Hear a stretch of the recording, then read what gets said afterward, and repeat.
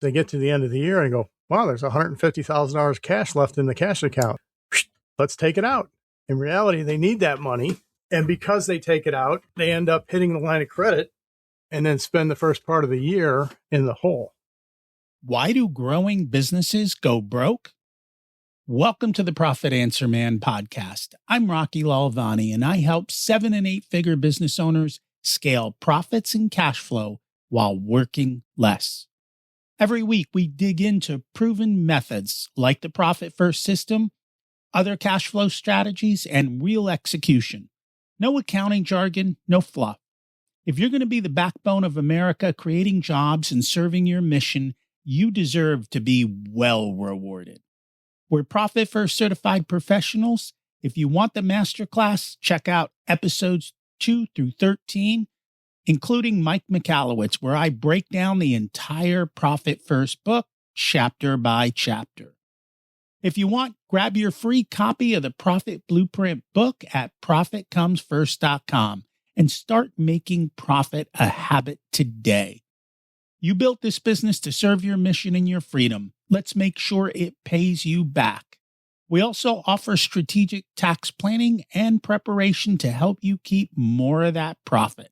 Now let's dive in. Quick reminder, if you are looking for tax strategy, planning, and preparation as a business owner, we now offer those services. My wife is taking over that whole side. If you're interested, reach out. We provide excellent service and quick feedback. You might be facing a cash flow problem right now, and you don't even know it. We're going to talk about that today with John Scott from Anders. He's a partner at their Virtual CFO services. He focuses in law firms, but it's the same regardless of the business. He's been doing this for over 30 years. We'll talk about the 3-account cash system that eliminates tax shocks. We'll talk about how a few extra hours of work per week equals massive profits and some of the biggest financial mistakes that are keeping you stuck. And the one weekly metric you should track, but most business owners don't. If you've ever felt like your firm should be more profitable than it actually is, here's another episode for you. We'll also talk about how to know if you actually need someone like John or us on your team to fix these problems, or if you can just do it yourself with better discipline. Stay to the end. John walks you through exactly how to diagnose what's broken and how to fix it. Let's meet John and see how it's done. Welcome to the Profit Answer Man, John Scott. It's great to have you join us today. Thank you so much. Great to be here. And I'm excited to learn from you. Can you share a little bit about yourself and your business? Sure. I am a partner at Anders in St. Louis. We are a large local firm. We're actually, because of remote work, in 25 different states, and we have over 400 people. And part of what we do is a division called Virtual CFO Services. And I head up the legal niche for those VCFO services. And I've got a unique background in that when it was just Anders, back in the 90s when I started, I noticed that we got all of our referrals from attorneys, and we loved those referrals because they were really good clients. And I found that I met this really entrepreneurial attorney early on in my career who took his firm from just the St. Louis area to over 40 states and the United Kingdom. And I worked with him on his finance committee for 17 years, and I watched him make data-driven decisions. And I watched him have good financial information and be able to open an office in Timbuktu and in 6 months make it profitable. But because he was paying attention to data, if he made a mistake, he could quickly course correct. And that told me how important it was to have good current data and analyze it, pay attention to it, look at the math, and make your decisions based on that instead of, oh, it seems like we ought to do this, which is how not just law firms, but a lot of businesses are run that way. So you found the one attorney who understands math. You know, I found a few others, but this one, he read the books about work on your business and not in it. Mm-hmm. He was a big believer in that. And so he was constantly refining processes, putting people in the right spots to succeed. And if they didn't, If they weren't succeeding, he'd move them. Not necessarily out, but he'd move them to somewhere they could be successful. He was a real entrepreneur, very driven, and I'd learned a ton from working with him. So we fast forward a little bit, and about 4 years ago, Anders merged in Summit Virtual CFO Services. They were out of Fort Wayne, Indiana. They were completely no bricks and mortar. Way before the pandemic, they had remote work and they had it figured out. And so when they came here and wanted to scale into another vertical, I went to them and I said, I've got all this law firm management experience. I would love to build a team that serves the legal industry. So we wrote a book called Judicial Dollars and Cents. We started doing podcasts. We started serving clients. I got very fortunate and got my first client right away because a law firm I knew, the controller quit, and they were paying that controller $110,000 plus bonus plus overhead. We were able to come in for $80,000 and fix their situation. And their situation was they were in a cash flow crunch.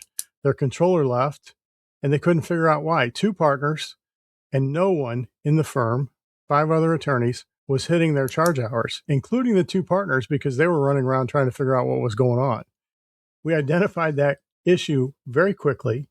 And in 45 days, their cash position was improved because we started managing the people, getting them to charge time, getting bills out. They had really good clients that weren't getting bills. I thought it was just the trades that forgot to bill all their clients, but I think it's every kind of business owner. Some of them are just allergic to sending out their bills, and then they wonder why they don't get paid. Yeah, I had one of my partners who's now since retired used to come down to the associates and explain the cash flow cycle. How they would do an hour of work on a project. The partner would review it, send it out to the client. But he'd say, you have to send a bill. And if you have a really good client and you have good billing hygiene and they understand the value, they send back a check. And from that check, we pay you. And I always thought it was pretty simplistic, but it really hits home that when you see these firms that have poor billing hygiene and they have cash flow issues, it's pretty simple to fix. I'm always surprised, especially in the service. It's probably in every industry. When you ask the simple question to an employee, who pays your check? Their attitude, the business does, or it's some magical tree out back that grows cash. It's like, no. You get paid by the client or customer. And until they pay us, we can't pay you. And that little connection seems to be missing quite a bit. And I don't know why people don't put those two together. I think we need to have more conversations about how that works and the client experience. Happy clients providing value creates cash flow. Well, and I've always said, if your employees don't understand their personal finances, which the reality is the majority don't, which is why business owners should teach them personal finances. Couple reasons. One is if they understand personal finances, then they can help understand your finances. But more importantly, when their tire goes flat, they're not calling out for the day because they don't have the money to repair it, or the tire ran out because they didn't bother changing them because they didn't have the cash. If they're more financially secure, they're not freaking out at work all day over money, nor are they tempted to steal or any of the other things. So I think it's a win-win. Help your employees be financially savvy so they can help you be financially successful. Totally agree. And I did laugh a little bit about your changing a tire story. It reminded me of the Christmas story where they have the flat tire and the dad says, time me. When I was younger and driving jalopies, I would have a flat on a monthly basis. I could change them really quickly. About 6 months ago, I hit a pothole here in St. Louis and I get back to the garage and I had a flat. Now I can still change a tire. It's infinitely harder now because you don't have the same jack and the same spare, but I'm not sure my kids could change a tire just because they haven't really had those same experiences. I taught my kids how to do it once just so they'd learn. And then you gave them a AAA card. Honestly, we had one flat tire and it was my kid. Yeah, I guess you would call somebody these days. I probably would, because on the side of the road, it is a little bit of a pain to deal with it. At home, it's not, only because I have floor jacks and power Yeah. impact wrench. What I don't have is spare tires in my car, which is, It's the world problematic. changes. I guess it's a good problem to have. So when you work with business owners, what are some of the biggest financial issues that you see with your clients?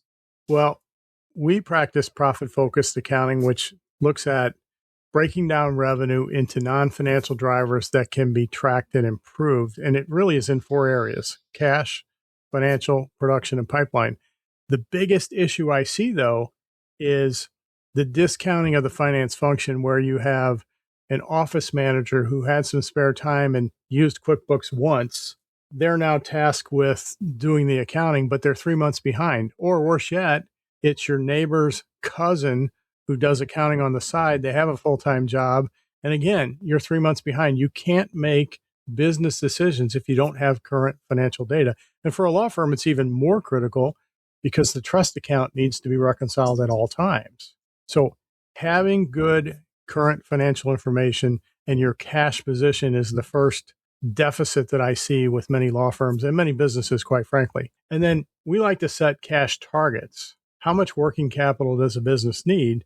And it's usually, for us, the simple answer is between 10 and 30% of expected revenue. Now, those two goalposts, go ahead. 10 and 30% of the year, the month, The year's expected revenue.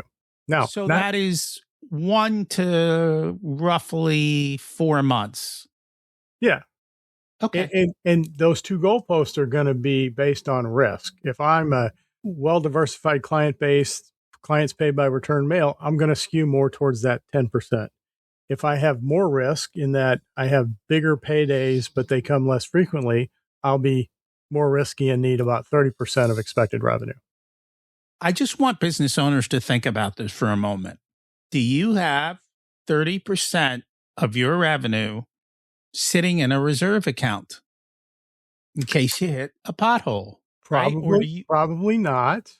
But we go through another thing that we developed, and maturity models are not unique to us, but we have one that is focused on our profit-focused accounting. And it looks at 5 areas of your finance function, and we let you self-grade it. We grade it with you. We agreed on a grade. And within those 5 areas, if we hit a 1 or 2 out of 5, we know that those are areas that we need to spend the next 6 to 12 months getting incrementally better at. So if our cash position is at 8%, we really need to be at 15% of expected revenue. We're going to pull different levers and focus on building that cash over the next 6 to 12 months. Because guess what? When I hit my cash targets, and this is really important for law firms, when I get enough cash there that I can comfortably pay a few months of expenses and payroll, the next incremental dollar that comes in, I can distribute. Wherein what happens now is they get to the end of the year and go, wow, there's $150,000 cash left in the cash account. Let's take it out. In reality, they need that money. And because they take it out, they end up hitting the line of credit and then spend the first part of the year in the hole. Yeah, excessive distributions. Most business owners do that. You keep talking about levers. I know we have 16 levers that we can look at any business through. When you understand the 16 levers, you know exactly where the problem is. Then we can figure out what to do about it and how to fix them. What types of levers are you looking at? On the accounts payable side, I can pay a little bit slower. On the billing side, I can certainly get bills out more efficiently. I can shorten up my terms. I can ask, if I'm an hourly billing firm, I can ask for more charge hours. And you would not believe, in an hourly billing firm, if I asked for just a few more hours a week from the entire staff, I'm not asking them to work 50% more. Give me 2 to 5 more hours. It's really powerful. And so that 2 to 5 goes straight to profit, doesn't it? It does, because I've already covered my cost. I don't need that many charge hours to cover a person's full cost, salary plus overhead, maybe 500 to 800 hours, depending on their rate. Everything else helps offset the SG&A cost and drops to the bottom line. And once I've covered all those costs, those incremental hours are all profit. and I can pay a bonus with those profits and still keep some of it for the good guys, the owners, it's very powerful. It is. Let's continue on the levers. Well, it really, the revenue drivers depend on the type of business. In a law firm, let's look at a PI firm that doesn't charge time. It's more a function of what types of cases do I take. And I'm really interested in forecasting in a contingency environment. So your case management system has all of these cases in there. Those are your inventory, and they all have values. And we know what the value of a motor vehicle accident is. We can determine what we think the value of a med mal case is. So we come up with a total value, and then we look at the milestones within each type of case, from intake to adjudication and settlement, and we can determine a cash flow cycle there. So a lever would be, if motor vehicle accidents should take 8 months from intake to getting a check, how do we shorten that? Or are things taking more than they should? We need to focus on the management of the processes within that path to make sure that, where's the bottleneck? Are we sending out demand letters?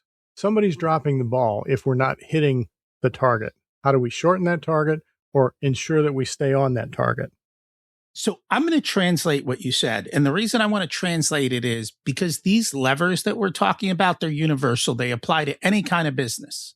So you talked about a law firm. I could sit down and go, oh, that's just like a home construction firm. Bathrooms take 6 weeks, right? They usually cost us X amount, depending on the level of the bathroom.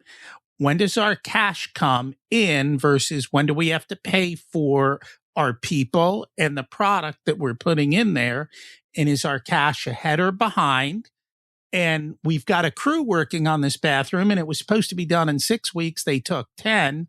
All right, why did they take 10? What went wrong? What processes aren't correct? It's all the same stuff. I think everyone thinks their business is unique and it's a snowflake. It's not. They all operate under the same principles. What's different is the language, right? You're talking about an auto accident case. I'm talking about a bathroom. Same difference. When you look at it through these financial levers, no difference. You just got to adapt what is the language that we're applying it to. The other thing is, as you're going back to yours, what I find with the employer is a certain part of the business isn't performing. So they go be mad at those 3 or 4 people running that part of the business. Instead of looking at the individual metrics of the people and realizing 2 of the people are doing all the work and 2 of the people are goofing off or not productive, and you're yelling at your best people instead of going, oh, you guys are doing really well. Congrats. Let me go take care of the anchors in the way and either clear them out or get them up to speed or whatever. I can't tell you how often we have this conversation and they go from 4 employees to 2 and things move faster. Right, because you don't have those blockers in the way. And you're so right. It doesn't matter the business. There are revenue drivers that drive profit and cash flow, and you can forecast with them.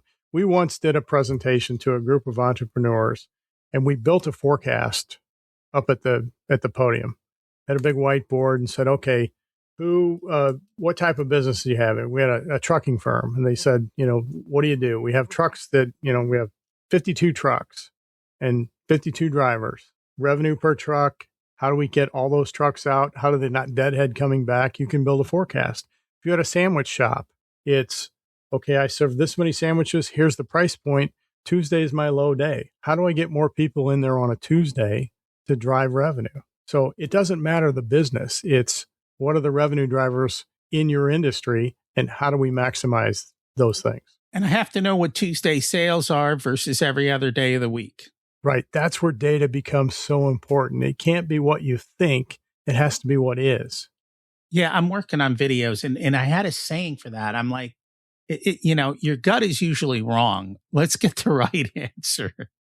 Because I think that's what happens. We have all these gut feelings, and yet more often than not, they're full of what comes out of the gut. You know what I mean? We as a firm have had dashboards for at least the last 10 years. And They're online. You can look at your productivity, the productivity of your department, firm-wide. And one of my partners who retired around that time said, I don't have time to look at dashboard. I'm like, it's your job. You need to manage this business and the people underneath you. But there was a time in the accounting profession, and I'm sure it's in law too, where the work just came in the door and you put your head down, you did the work that was in front of you. You didn't think about running your business, and dumb luck meant that you did well. But could you do even better if you paid attention to the data with the same or less effort? I'm not asking you to work more. I'm asking you to work differently, work smarter. You've been doing this a long time. Was business easier 30 years ago, or less competition, less hassles? Like, what has changed over these 30 years? Or is it just there's more competition? Or is it just that you're like you said, you're a virtual firm. Now you're competing globally. So there's more choices. I don't know. I don't know that there's more competition. There is in the VCFO space, but as far as accountants are an aging population. Fewer and fewer people are coming into it. So it's getting to the point where there's not as many options for a consumer. So work gets passed around. Bigger firms are gobbling up other firms. The national firms all seem to want to come to St. Louis and pick a small firm, and then they can staff their coastal clients with cheaper St. Louis talent. We have taken the opposite path. We don't want to sell out. So we have always developed people. We hire ahead, even though that cost us, and it's probably not the smartest thing. We want to hire good people that can replace me and the rest of us someday.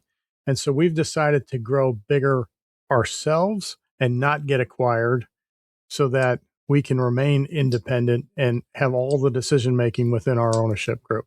So things have changed. And I think technology is one of the biggest changes, and it's really going to accelerate even faster now. When I got into accounting, PCs were, and I'm dating myself here, but PCs were a big deal. You went from doing an amortization schedule or depreciation schedule on green bar paper and with pencil to a floppy disk. And you had VisiCalc and Lotus 123. And now we have Google and Power BI, and the AI revolution, if we use this right, is going to give us back so much free time to do not the things that require brain power, but the mundane, repeatable things that some people feel comfortable doing. It's below their skill set, but they go, oh, I really like the way this work paper looks or how this works. And they want to do things that are below their skills. My first spreadsheet was VisiCalc. That's how I was teaching accountants how to get off of the paper and go on to the spreadsheet. I mean, for me, that was how I learned. And to me, everything I do is on a spreadsheet, whether it's the grocery list, Thanksgiving dinner, or P&Ls, because you can build a spreadsheet to do anything you want. And it makes it easy to create a process and a system for whatever it is you're doing. And as long as you don't hardwire it, I've gotten spreadsheets from clients and staff sometimes that they don't have formulas. So you can't build the what ifs in there. And it's a typing program. Like, you're missing the point of what this spreadsheet's about. But you're right. If you do it right. Yes. I mean, my stuff is all built together. It has everything is formula based. Good. And it pulls off of different inputs. It's funny because there are a lot of programs out there now that take data and present it to you in a certain way, whether you've all got whatever your particular industry programs are, and underneath there's a ton of data. And they're like, well, I can run this report and I'm like, no. Just send me the raw data.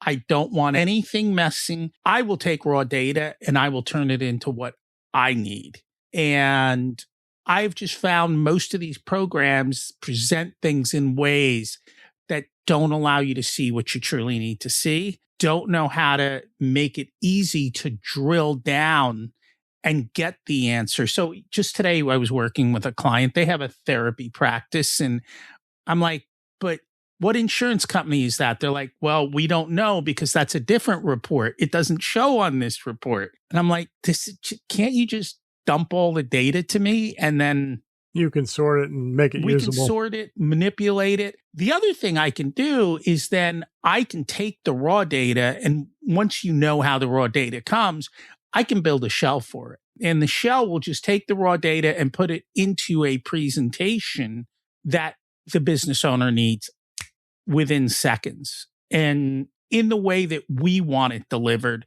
not in the way some software vendor decided they wanted to deliver it.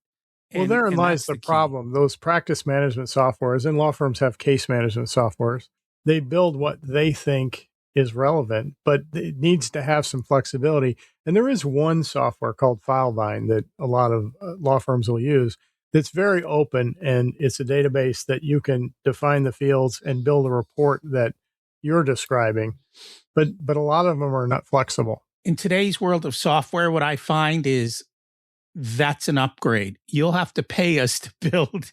Right. They do that, right? Anything to increase the monthly revenue charge that they can charge you for your own data that's already there and available to you. And so, yeah, not fun. So how do you charge your clients? Is it hourly or subscription based? No. Oh my God. We just did an episode on hourly billing is nuts. I refuse hourly billing only because then I couldn't be efficient, right? How can I be faster and faster? And then how do I like I would put myself out of business because I would have to get so many. Yeah, it just doesn't work. No, we're in the same boat. We have we have a subscription based flat fee model. And we have a menu of services that you pick and choose what you want to do, what you want to keep, what you want us to do. And we set a price. And if 2 months into it, you decide, hey, I'd like you to do accounts payable now, we change the statement of work and reset the price. Or if you say, hey, I'm going to take back payroll, again, we turn that off, change the statement of work, and go forward. And because I don't do a lot of these ancillary services, we basically look at the business, decide how much work that particular business needs. We charge a flat price and it includes everything. So they might come with something out of the norm. We're like, if we can do it, we'll just do it because that's just the way we do things. And the other thing is we want it done our way. So if it's something within our realm, I want it done the way I want it. I don't want you paying somebody else and then the two of us are not on the same page. However, we'll work with all their people. We'll work with their bookkeeper. We work with their attorney because as they're writing the contracts, the attorneys write one contract. I'm like, you told me, and we built a sales and a collection model based on this. Your contract says something totally different. You're not in alignment. We'll work with their bookkeepers. We'll work with their tax people. Now we do tax, but that's my wife. It's a totally separate thing. So they work with her, they work with me. But we look at it all holistically. Whatever we can do and whatever questions come up or whatever models we need to build for them, we include it all. Because once I build it for them, I can now offer that model to somebody else or bring it to somebody else. And it works. And since we built it, I have the freedom to do that. And they didn't pay for it. It's included. I love that approach. And we're the same way. In fact, we realize on a subscription-based fee that some months you'll be busier than you expected and some months you'll be less busy. As long as you're on that trend line and you've priced it correctly, everybody wins. The client has the certainty of what they're going to spend. They're not afraid to pick up the phone and think that the clock is going to start running. It's a great delivery model. It is. You know how many problems I prevent because they text me or call me before? Right. And that's the reason I built the model that way. It was like, it is so much easier for me to fix the problem before it occurs than after. So why don't we just create a model that makes that? I want to remove every single piece of friction in our ability to work together. So you have the ability to be proactive rather than reactive. Exactly. And if they've got questions, we answer them. And we look at things pretty far and wide. You know, even though I don't do tax, we still look at their tax returns because we want to say, hey, how did your tax return tie to what your financials said? How is the other thing is because we explain to them, we're like, I know you took a lot of dinners last year because you thought they were a deduction, but they're not on your tax return because they're the wrong kind of meal. I didn't know if you knew that. By the way, you didn't make your quarterlies. Did they tell you about the penalties and fees you're paying? Because they're here on this line or those types of things. And to be honest, we catch errors. It's like, Yeah. you've got a $200,000 inventory problem on your tax return. They calculated it wrong. So all of that stuff comes up because we're proactive.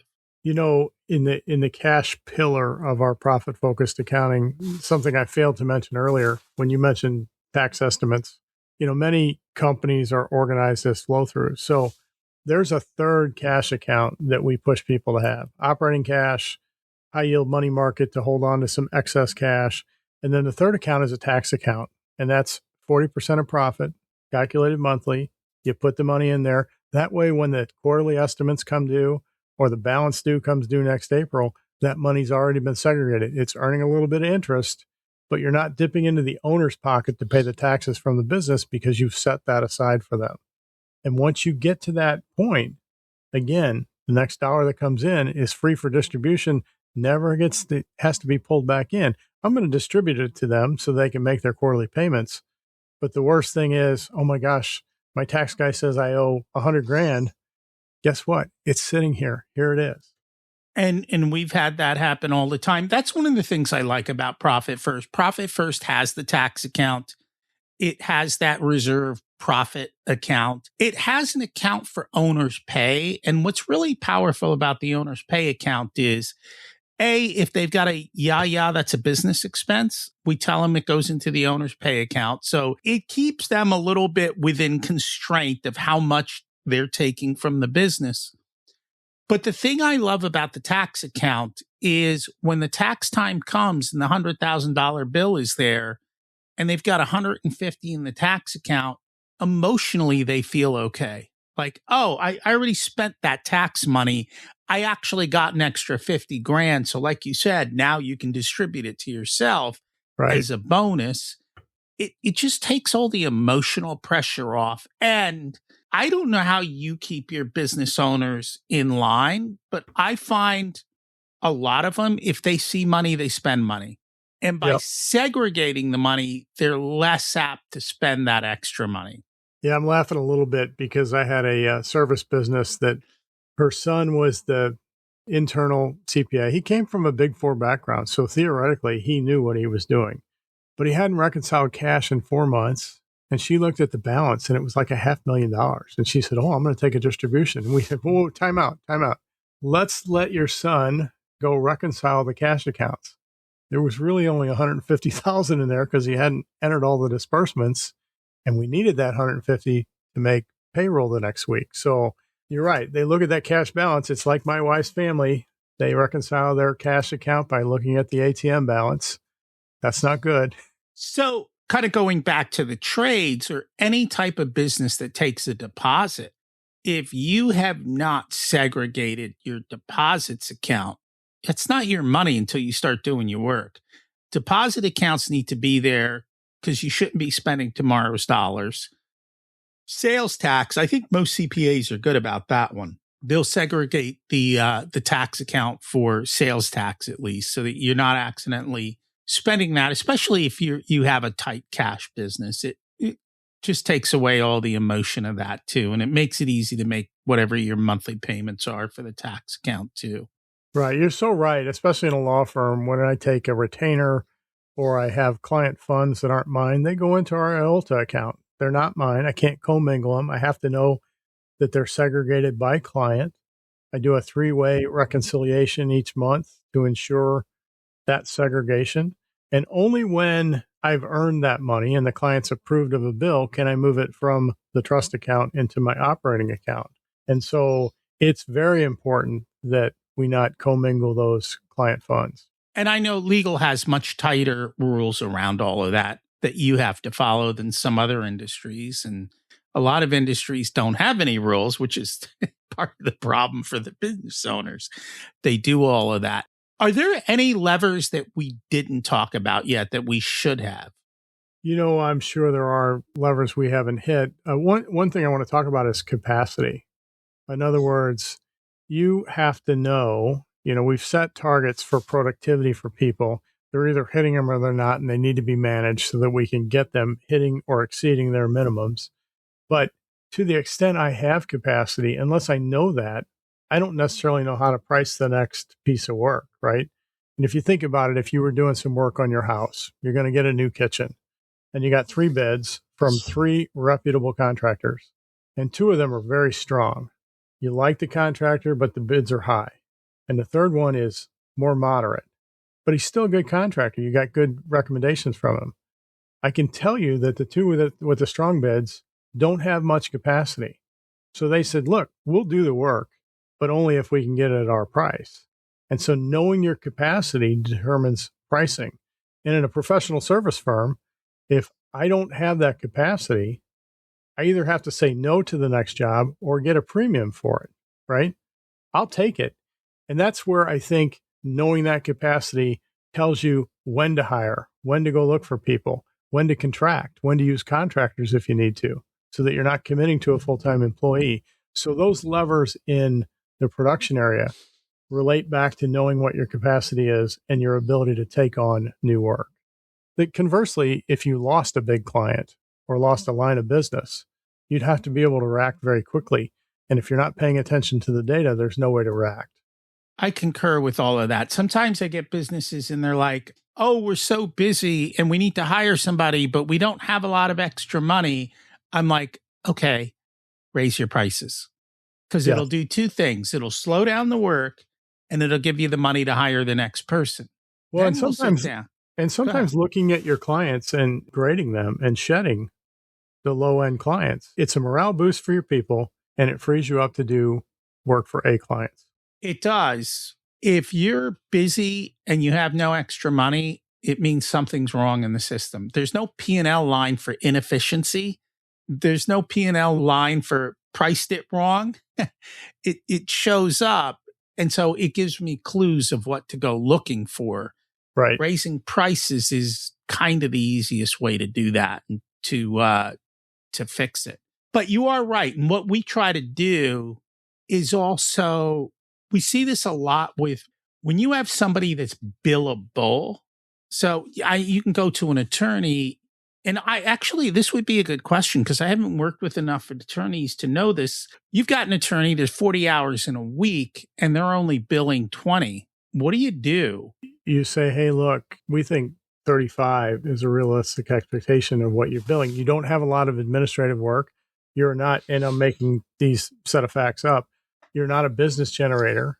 So really, you're a grinder, right? You're doing work that people are feeding you. Now, if I have someone who's a rainmaker, their hourly billing expectation would be lower because they're out there hunting down new work and bringing it in and feeding others. And then I have people in the middle that are managing those grinders. Those are minders. They're taking the work from the rainmaker and making sure that it gets spread out appropriately and getting the work done. So it depends on, in your case, it depends on what they were. But clearly 20 out of 40, 50% is not going to be enough. But we have to manage that. It could be the work's not there. Then I've got to go to the rainmaker and say, bring more work in. But if the work's there and it's not getting done, which is more often the case, that's a management issue. So I have to set expectations with the 20-hour biller, and I have to set expectations with the manager and say, look, we got to come to an agreement as to what the charge hour expectation is and how do we get that person there? What's the blocker? And that's what you do to fix that situation. So a lot of times what I find is the business owner's busy. They're not always managing the schedule or paying attention to utilization. And it also creates uncomfortable conversations. So what we tell them, depending on the business, is, hey, set the salary at a lower level. And then everything is a performance target. So taking that particular example, hey, your salary is 70% of what you thought you were going to get. At 25 hours, that's what we're paying you. At 35 hours, you'll be above what you thought you were going to get. And I don't have to manage them anymore. Because if they don't do the work, they don't get paid. They self-manage. I shove it back to the people to handle your own time, your own billing. and make sure you get it done. Because if you don't get paid, and it's not my problem, it's yours. I love that on a new hire situation or a new business, right? But you couldn't. It's like you set your child's curfew at 11:30, and then you move to midnight. You're never going back to 11:30 or 11. So you're right. On brand new hires, new business, that's a perfect way to set that up, and it's production based. I would even take it a step further and say, hey, let's do this on collections, not your activity. For salespeople, absolutely. We do it on collection. For the others, it just depends on the type of business and what it is. I see that a lot in the world of therapists, where there's this whole energy level management and everything else that they have to go through. I'm like, and that industry has money, and therapy is like oil and water. They don't mix well. So it takes all the emotion out of it. Do whatever makes you happy, and you're going to get paid appropriately. And I don't have to worry about it. And if you want to make more, you work more. If you want to make less, yeah, that's it. Because everybody wants to make more. You're like, okay, there's the math. You want to make more, see more people, like have fun. And we even bonus them as they go up. So the more people they see, because of what you said earlier, hey, if I could get 2 to 5 more hours of utilization out of everyone, that's big. So we'll bonus those last 2 to 5 hours. And really push them to, if they choose to, work extra. Your call. Yeah, we see that a lot with attorney charge hours. If they exceed certain targets, they get a kicker on those hours beyond the target. And that makes a lot of sense. Plus, it takes the emotion off of the owner, I think, and that's the big part. If people would like to learn more about your services, find out about you guys, how do they do that?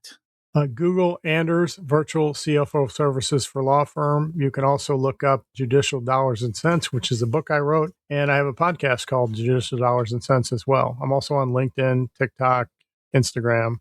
That is awesome. We'll put that all in the show notes. Thank you so much for joining us today. Thank you, Rocky. It was great. Here's what we covered today. You've got to have current financial data or nothing else matters. And most businesses don't. John talked about the 3-account cash system. No tax bill shock. This way the money's there. Same as profit first. Once you clear your overhead, a few extra billable hours a week goes straight to the bottom line. That's massive profit for you. You've got to know what the capacity is before you do your pricing. And let's face it, the data beats your gut instinct every single time. We mentioned that they partnered with another firm and they merged. That's Jody Grundon's firm. He was on back in episode 194, How to Scale Your Business with Strategic Financial Leadership, if you want to check that out. If you know another business owner who needs to hear this, do us all a favor. Share it with them. They'll thank you. Tired of scaling and growing beyond your cash? Ready to end the cash flow roller coaster and build real wealth inside and outside your business? We should talk. I serve 7 and 8 figure mission-driven business owners increase their profit and cash flow while working less. We help you build the businesses that run without you, so you work less and make more. Book your discovery call today. There's a link in the show notes. You'll work directly with me as your Chief Profitability Officer. If you're a 6-figure business owner, check out the Profit Blueprint program at ProfitComesFirst.com. It's your guided path to mastering your numbers with my assistance at an affordable investment for your revenue. Check out my other podcast, Richer Soul. It covers leading yourself and building the ultimate life and business. There's also a link in the show notes.